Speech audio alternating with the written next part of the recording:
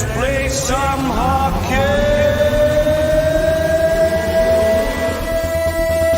tonight. Energetic, passionate, and savvy. Gouche Live. Brought to you by the good people at the Hockey News and Sports Illustrated. And now, ladies and gentlemen, the Gouche. Welcome to another episode of Gouche Live, right here at the bottom line, 22 Front Street, a stone throw away from the Hockey Hall of Fame. Hey, listen, got a great show lined up here. Where were you in 72? Do you remember that? 1972, in September, it all started on September the 2nd. A 7-3 loss for the Team Canada, which was set up with obviously Paul Henderson and the boys in Montreal. And Paul Henderson, after 2 minutes, even though they were leading the series, Paul Henderson said to Ron Ellis on the bench, I think they were up 2-0, he said to Ron Ellis, we are in trouble. This is going to be a long series. And it ended up being a tremendously long series. And we are going to have here live on Tuesday at 6 p.m. right here in the studio, the locker room, Sean Mitten. Why do we want to have Sean Mitten? He's got an incredible story. He wrote a book for the 40th anniversary called The Goal That United Canada. I can tell you, I was only 7 years old, sitting in a gymnasium, watching Paul Henderson score that goal on a black and white TV, very small one. We didn't have a large projector, with probably 600 to 700 kids in there with the rabbit ears, and it was the goal that stopped the nation for the day. They shut schools down. They shut businesses down. Would you see that again today? Not on your life. And of course, they've just finished writing a book called the When Canada Shut Down. It is a book. I know my producer, Jordan LaRoche, is going to put the title of the book up. Here it is, When They Shut Down. We're sorry the country you're trying to reach is watching hockey. And you know what? It was true, because I lived it. I'm really looking forward to having him and Paul Pascu join us. It will be a show you do not want to miss. Even though you maybe weren't born, we will tell you where we were in 1972. Really excited about it. Hey, listen, got a great show today. We're going to be talking about the top 20 defensemen, and I've got my producer here, Jordan LaRoche. We did the top 20 centers, top 20 wingers, and now we got the top 20 defensemen. It's going to be exciting. Yeah, you can't really ask me the question where I was in 72, but we'll roll with it. Well, listen, they wrote a book, the 50th anniversary, Paul Pascu, just a great historian, and along with Sean Mitten, and of course, Alex Braverman. Really cool. I think you're going to learn a lot watching the show. I know you're going to produce it for us. It'll be this Tuesday coming up, of course, where it'll be actually game 2, which was played in Toronto, where the Canadians won 4-1. And everybody thought, okay, they're back in the series. This went right down to the wire.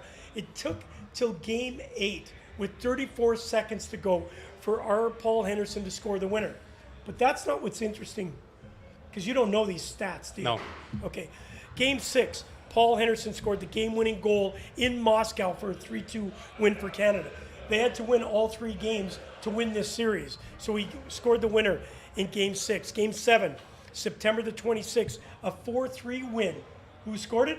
Paul Henderson, with only a couple of minutes left in the game. And this one was dramatic.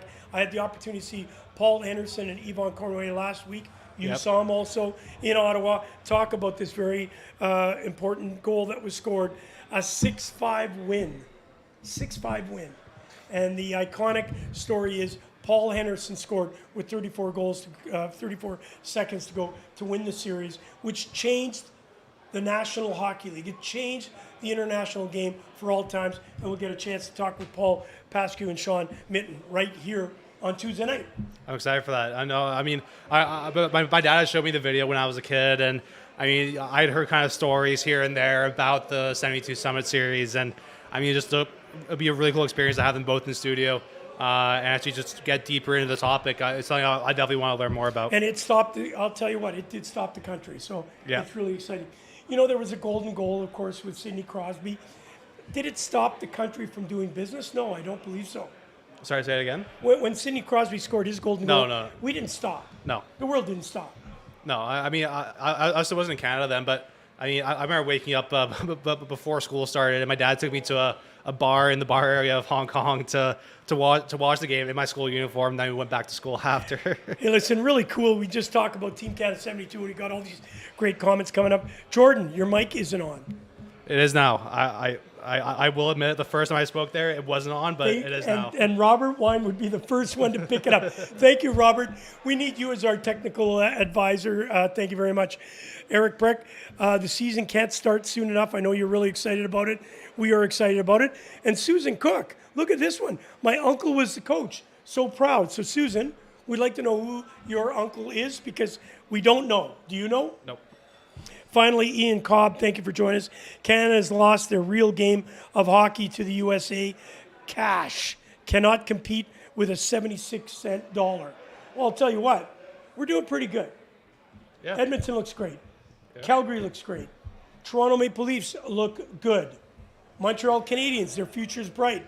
Ottawa Senators are fantastic. Yeah. And you and I are going to talk about Winnipeg once we get over these top 20.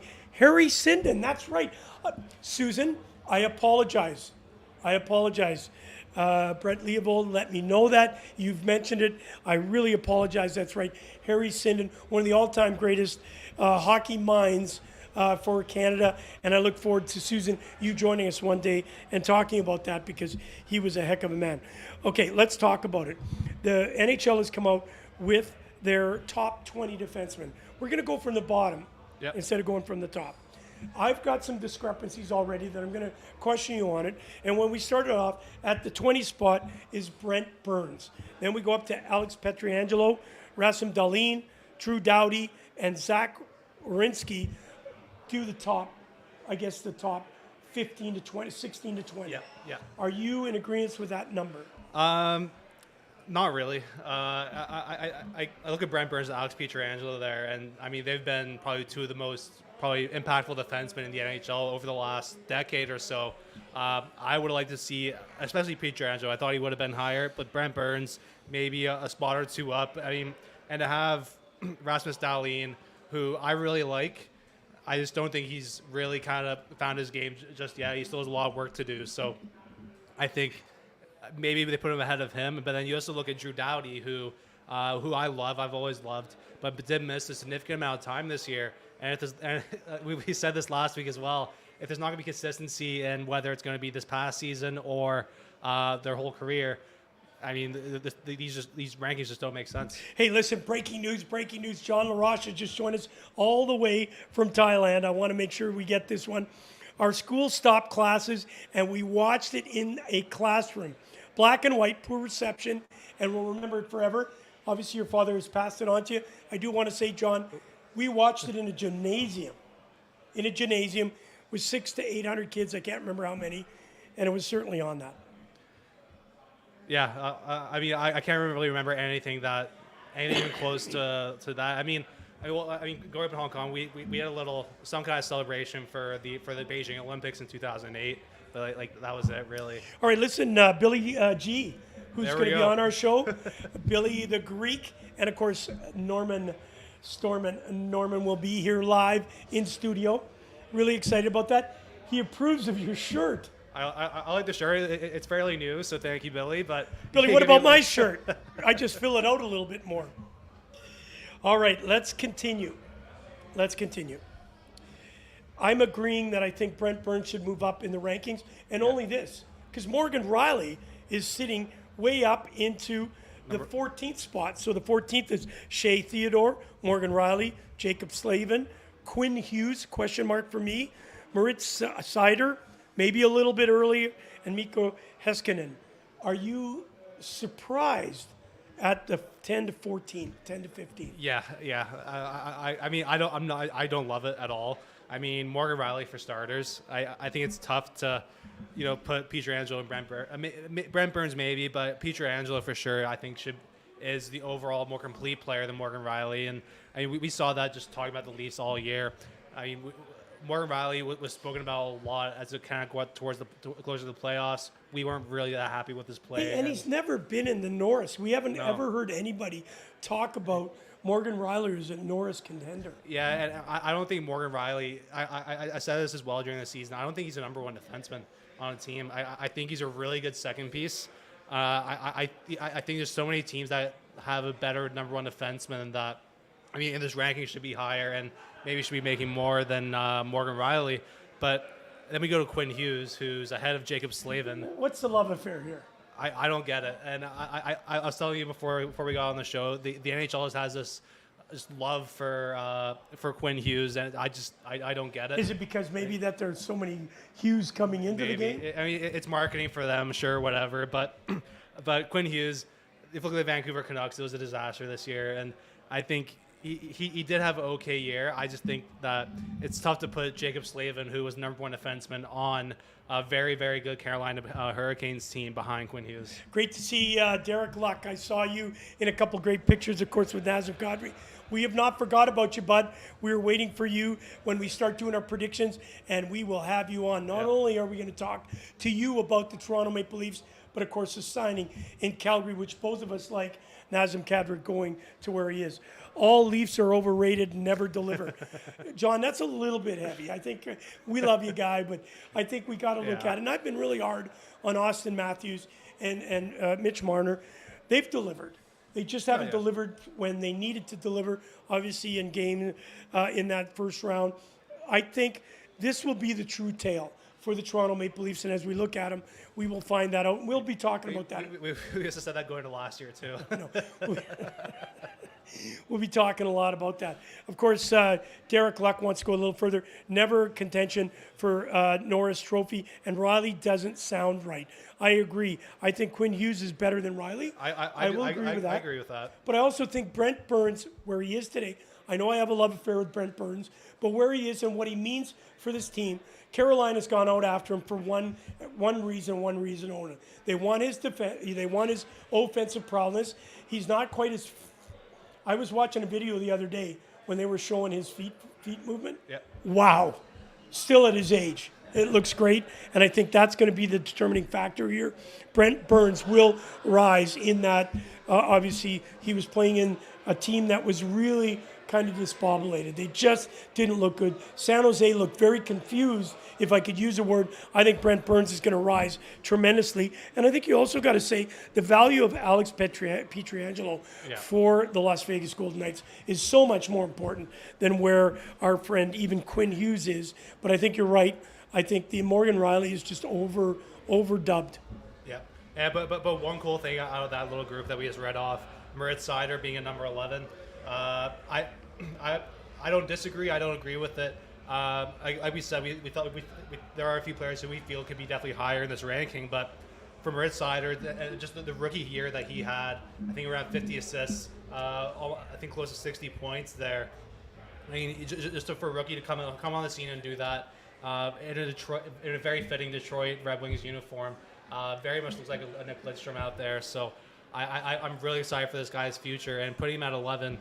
It's a lot of expectations, but I think well-deserved. Well-deserved right now. Hey, listen, got a little scuffle going on with Billy and, of course, Derek Luck. Listen, I was hard on Nazem Kadri.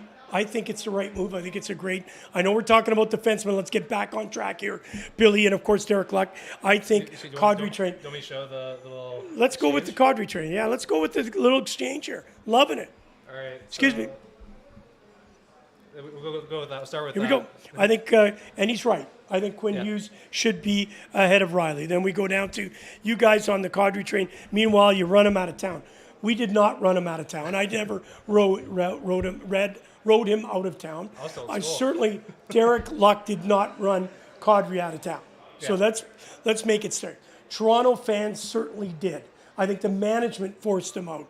Yes, he had some issues here, but look at what he's done since that time. He had a small little incident in Calgary, Colorado, cleaned it up, and look at what he did. He was one of the best performers in the playoffs for the Colorado Avalanche. And I think in terms of just being chased out of Toronto as well, I mean, yes, it was a lot of the media, but it's a lot of the fans. I mean, people just can't let go of the fact that he took those suspensions in playoff games. That was a really long time ago.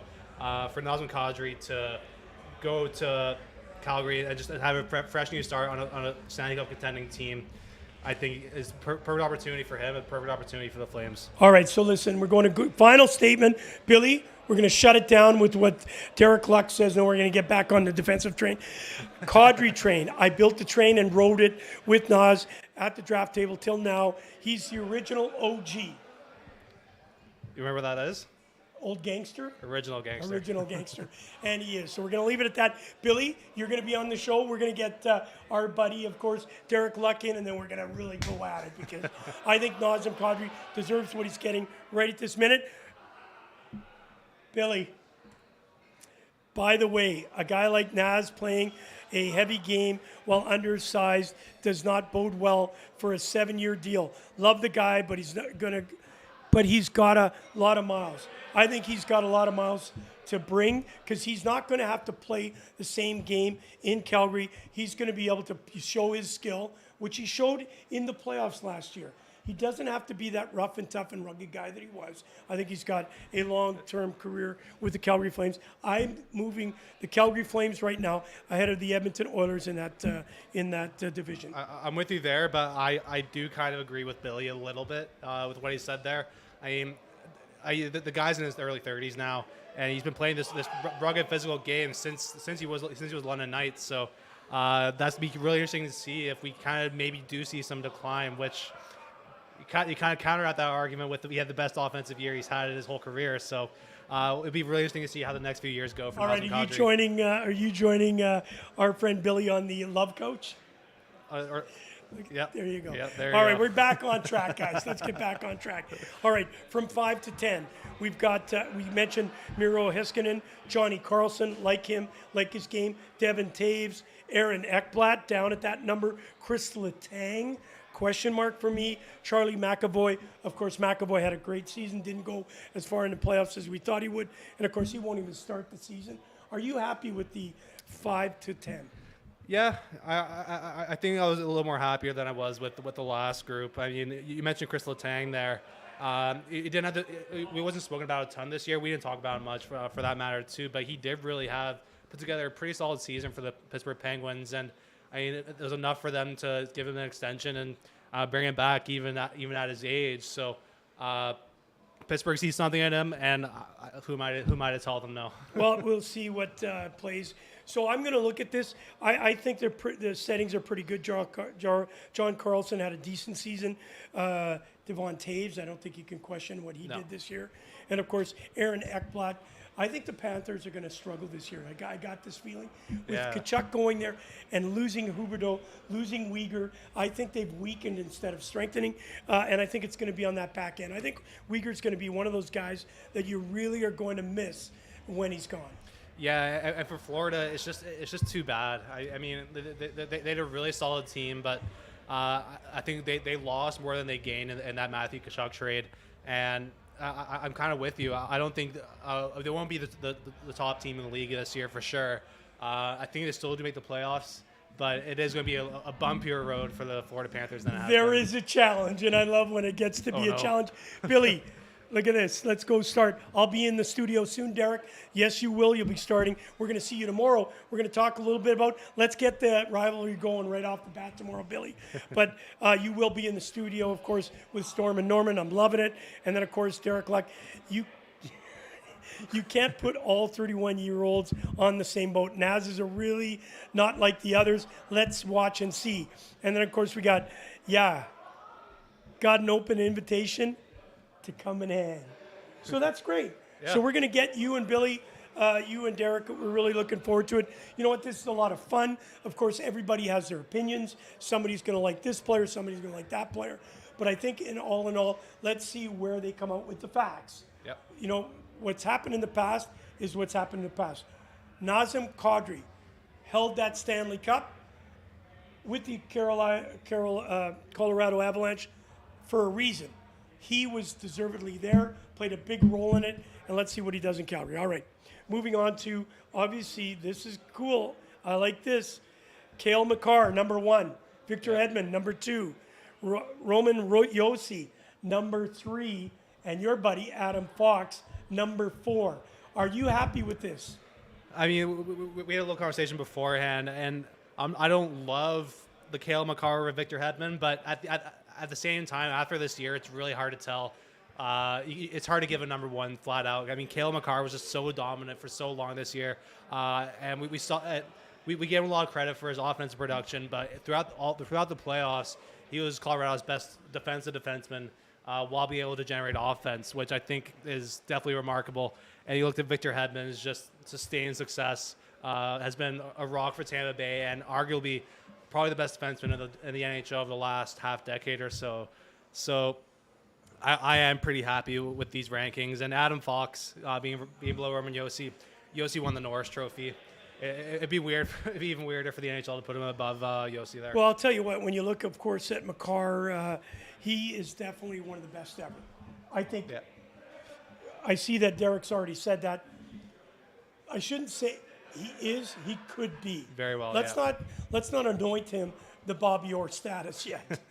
He's a very good player, and I think we saw that last year in the playoffs, how good he is, how talented he is. His edge work is second to none. What he can do on a set of skates is absolutely credible, and his creativity.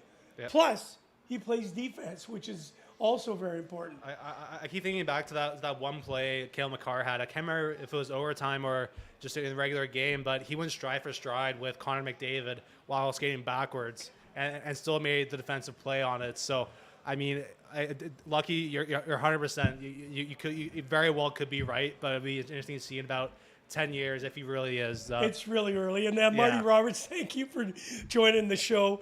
Of course, we always love having you. Billy G, you're on Wednesday. Stop hijacking the Gouche Live show. I like this. I really like this. And I think this is what Gouche Live is going to be all about now. Getting our family. We're all family here. Listen, we're going to have disagreements. I love disagreeing the odd time with Marshmallow Man and Derek Luck, of course. So we're going to make this show more exciting, more entertaining, and with this cast and crew, and then your dad throwing in, hey, Derek, easy, big fella. Doesn't your dad owe Derek a Thai food, something? Oh, Thai?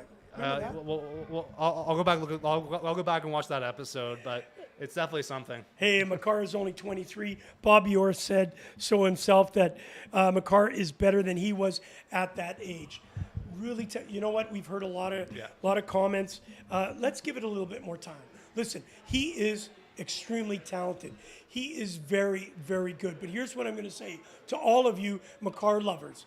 It's not what you did yesterday. It's what you're going to do today. Let's see how he comes off that Stanley Cup win and see where he takes his game. I assume and I predict he will be the player that we think he is. But I'll tell you what, there are some times when players fall back a little bit. Yeah. And I'm thinking Mccarr's not that one, but let's see that. No, yeah, I like I said, it's very early to anoint Kale Mccarr as the best defenseman, but I'm sure we'll revisit the conversation in about 5 to 10 years or so, and we can really see what he's been able to do throughout his whole career. All right, I'm going to ask you this question. Next year, Roman Yossi or Kale Mccarr hitting 100 points? I think they both very well could do it. I mean, Roman Yossi had, I think he was close to 90 points this year. Kale Mccarr was also in the 80s, 70s, 80s somewhere. So I think 100%, both guys could very well reach it. I think Kale Mccarr might have more of a chance. If you just look at the weapons he has up front, more options for assists and that kind of thing. So I am going to lean towards Kale Mccarr with that. All right. Well, of course, Lucky throws it in again. It has nothing to do with Mccarr lovers. I agree. He is the real deal. MVP, Norris winner, and, of course, the Stanley Cup winner. That is great. There's no question. We're going to give you that. It's what he does now. Let's see how his career unfolds and whether or not he can stay at that high level, because he has set the bar very, very high. And it's tough sometimes to continue on playing at that level. If anybody can do it, I think Mccarr is the guy. Yeah, and he's going to keep getting better, keep evolving. He's going to keep growing too, which I think is something that we saw from his first year coming to this year. Just he's using his size more. He's being a little more physical. So I think if he puts on a couple more pounds too, he can really kind of grow his game to another level. Derek Luck, you're lifting this game, no question. You're making a statement. Yossi is on the downside. The year he had, I'll tell you what, it's tough to say that he's on the downside. Let's see where he goes after this. Anytime you win a Stanley Cup, you're going to and an MVP, deservedly, no question. Mccarr was the best of the best. Yep. I'm not going to discount how good Yossi is. He is a very talented player on a team that's still kind of finding their way. They still have not, Nashville's not where they need to be yet to prove. Mccarr has a lot of talent around him. Yeah, and I mean, Romeo is only 32 years old, so you still have probably 4 or 5 at the very most year window where you still have Romeo in his prime. So if Nashville can capitalize on that, good for them. They need to upgrade that 4 group. They bring in Ryan McDonough this season, who I think is going to be really good for that D-core. They just need a couple more weapons up front. All right, I love it. Susan Cook, thank you for joining us. Nothing better than a challenge within yourself. Mccarr has the drive, just my opinion. It's a very good drive, and I think he has shown that. Yep. Some of the moves he did this year are just spectacular, ridiculous. And they are, even as we've all said about the Bobby Orr comparison, there's no comparison. Bobby Orr changed the game. I think Mccarr is going to take it to the next level. And finally, with you, Derek Luck, thank you for joining us and being the guy that's going to speak your mind, black and white. Sometimes people hide behind a mic, not you. You step in here. And remember, guys, it is a team game. He is shy. He is quiet and humble. Mccarr should have beaten Fox last year for the Norris. Whoa, he's throwing daggers at you, buddy. Is that true? No, I think last year's Norris could have gone either way. I think this year was probably more of a tighter race between Yossi and Mccarr, but I think last year, I think Kale Mccarr could have won it, but Adam Fox we didn't really know what he was capable of, and for him to burst on the scene in his second year in the NHL and kind of be the anchor for this rebuilding New York Rangers team who really struggled at some points throughout the year. So I don't know. I don't totally agree with that. All right, and finally, Derek, I think you misunderstood what Jordan was talking about. I didn't hear that in the conversation. Dude, you buried I did not. Cardry at 31. That was Billy G. He was already putting him, hey, it's time to pack your bags. You basically said that Yossi, even at 32, still has a lot of time. Defenseman, I believe, and it's only my opinion. You can, you know what, fire me if you want. Hey, you can't because I own the show with Jordan LaRoche here. Can't fire you either. I'm going to say this. Defensemen at an older age get a little bit of a tick. They get a chance. They can play into their 35, 36. Look at what Burnsy's doing at his age. Forwards is a little bit harder. And I think Kadri at 31 still has good game, and you said that too. 3 to 4 to 5 years, I think he's still got in him. But I think defensemen get a pass. They can go farther. All right, Mccarr is 4 over under for Norris Trophies. I thought he was actually talking about his golf game. What's your over under? You're saying over or under 4? For the Norris? Yeah. Again? How many Norris Trophies will he win in his career? I think 3. 3, so No under. more. Okay. All right. I'll go over. Okay, Susan, agree, Gouche? Mccarr is a new generation or. Let's see this. It's going to play itself out. Hey, guys, love you. You don't get a lot of D at 23 winning. He's right. Yep. Derek, we're going to give you that. A lot of people talk. It's like goaltenders too. Goaltenders don't necessarily mature their game until 24, 25, and then they get. You know, we all say that round 30 is you're a goaltender. So correct me if I'm wrong. But a lot of good goaltenders, 27, 32 is where their best years are ahead or behind them. But I think when it comes to defensemen, it's a lot more difficult to be a defenseman in the National Hockey League with the transition coming out of junior, learning the game. I think it takes a little bit more for them to command the respect that they need as a defenseman, and Mccarr has changed the rule. He's changed the rule book. Yeah, and just Mccarr's case, it's kind of just a weird story. I mean, he comes out of UMass Amherst, who typically haven't had a very strong hockey program for a very long time. See you, Elizabeth. Played his junior hockey in Alberta, but coming out of the NCAA, I got to see him a little bit there, and he's just the best player on the ice by far. Every time he touched the puck, UMass Amherst controlled the play, but I was saying with a buddy, we didn't know how that was going to transition to the NHL. This is a guy who needs to have the puck on his stick, needs to be able to run the play on his own, but just the way he's been able to control the play from the point, from the back end, while pinching up into the corners, getting below the goal line. It's really, really just a spectacle to watch. Jordan LaRoche, we need to get Derek Luck in the studio, with which we will. We need to watch Kale Mccarrr play. Got to watch him closer. And listen, of course, this Wednesday afternoon at noon, Paul Rosen will be joining me. It's a very special occasion. We're going to be talking about his career, talking about his book, and of course what's going on with para hockey. Looking forward to that. Don't forget, Where Are You on 72 Tuesday night at 6 p.m. Eastern Standard Time. You be here, Sean Minton, and of course Paul Pascu will be with me. Just before I wrap up, I do want to say this, Jordan. If we can have shows like this every day, we are going to go through the roof. We've had such great interaction with Derek Luck. Lucky, thank you for being a part of it. Very clean, but a lot of fun. Matthew Meisner's popping in and saying, nice shirt, Stonewall Jordan. I love it. Bill Seekloff, want to say hello to you. You're down in Green Bay. I know you're flying back to Australia tomorrow.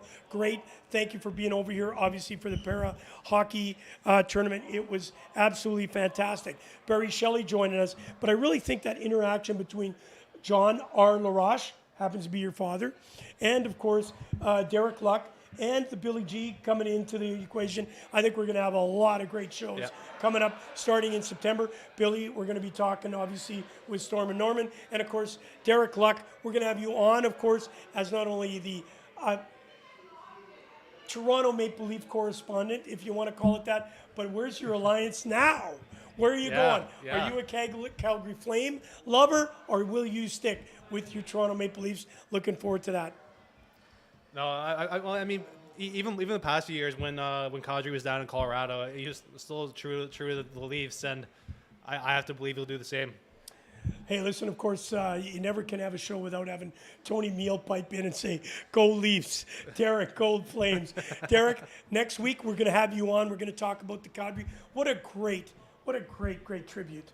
Yeah. Obviously, him bringing the cup up to London, Ontario. Wonderful. And then being the first to take it to a mosque. A tremendous amount of respect has to be paid to Nazem Kadri and what he's meant, not only for London, but obviously the community, and bringing it to the mosque was absolutely fantastic.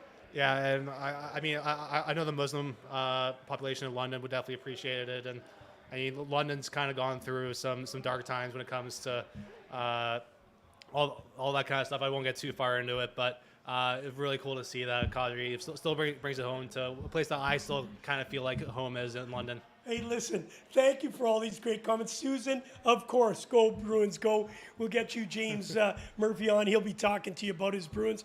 A little bit disappointing as he thinks what's gone on in the offseason. But as we roll this out, we're going to be talking about all 32 teams. We're going to, you know, it's been such a fast show. We didn't get an opportunity to talk about the Jets. I had a chance to talk with Scott Taylor. He gave me a little bit of insight. We're going to save that one because it's pretty exciting. And, of course, ending the show will be my wife, who we love dearly, Tony Meal. Nicole, who's staying with us, says, go Spurs. So it just tells you how much she knows about hockey. Are we talking in San Antonio or Tottenham? I agree. Good point. You know. Yeah, we need to know. It's a need to know. I agree with Tony. Go Leafs, go. You know it all about the Buffalo Sabres. Okay, hang on. Matthew, we'll be talking about your Buffalo Sabres. I like where they are. Yeah. I think they're going to have a better year than they had this year. I think they're going to make some surprises, as I do with the Ottawa Senators, but that's for a whole other animal. Sent you a pic to your email, Jordan. Post it. I don't think we're going to get to it. Maybe you got a few minutes.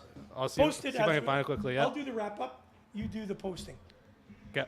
All right. Jordan LaRoche, thank you for a hell of a show. I really enjoyed that, and I look forward to bringing more shows like that. We want to be high energy. We want to bring you all the insight on the National Hockey League and, of course, hockey around the world. That's what Gouche Live is all about. Derek Luck, thank you.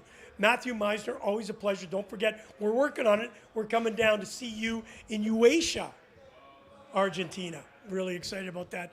And Susan Cook, can't thank you enough for taking some time out on your busy schedule. Please say hello to Brady. We're looking forward to it. And, of course, Bill Seekloff. See you in Australia. I'll be calling you a little bit, and we're going to talk about all the great things that are going on in the National Hockey League and, of course, what's going on in Australia. Ladies and gentlemen, this ends the show. Billy G, get yourself excited and getting ready to take this man on. Derek, Lucky the Luck. Watch this. Incredible. What a great Cassius Clay. Look at the T-shirt he's wearing. Cassius Clay. He's a fighter, and so is Nazem Kadri. Thank you for sharing that picture with us, Lucky. That was fantastic. You've been watching Gouche Live right here at the bottom line, 22 Front Street. Make sure you come and check it out. It is Toronto's best sports bar. Wayne Kelly told me that, so I agree with it. Come on and check it out. Until Wednesday, don't forget, our good friend Paul Rosen will be joining me. We'll be talking about his career as a goalie in para-hockey, and we just saw the women's para-hockey finish off in Green Bay. We'll be talking about that and a lot more, and about his book, Never Give Up. All right, see you Wednesday. You've been listening to Gouche Live with your host, Kerry Goulet, better known as The Gouche, brought to you by the Hockey News and Sports Illustrated.